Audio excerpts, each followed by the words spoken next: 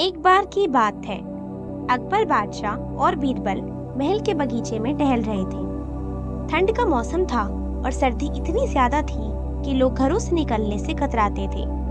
ठंडी हवा के झोंके हर किसी को कपकपा रहे थे। अकबर ने ठिठुरते हुए कहा, बीरबल, क्या कोई व्यक्ति इतनी सर्दी में ठंडे पानी में खड़ा रह सकता है?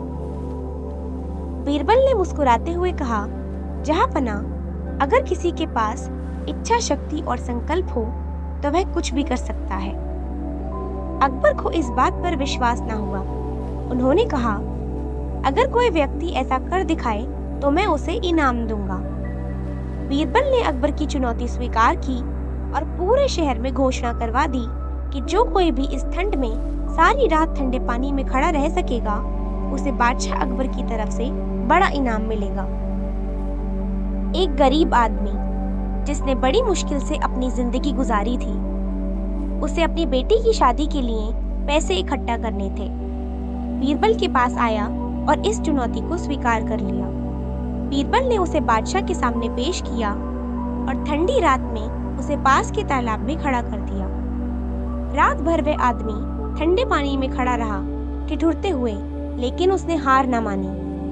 अगले दिन सुबह जब वह सफलतापूर्वक बाहर निकला तो अकबर ने उससे पूछा, तुमने ये कैसे किया? इतनी ठंड में रात भर खड़े रहना असंभव है। वह आदमी बोला, जहांपना, तालाब के पास दूर एक दिए की रोशनी जल रही थी। मैंने रात भर उसी दिए की तरफ देखते हुए अपने मन में गर्मी का एहसास बनाए रखा। उसी के सहारे मैं ठंड सह सका। यह सुनते ही अकबर को गुस्सा आ गया। उन्होंने कहा, तुमने धोखा दिया है। उस दिए की रोशनी से तुम्हें गर्मी मिली, इसलिए तुम्हें इनाम नहीं मिलेगा।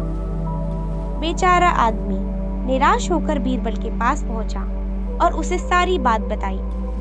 बीरबल ने बहुत सोचा और फिर एक योजना बनाई। अगले दिन बीरबल ने अकबर को अपने घर भोजन के लिए बुलाया।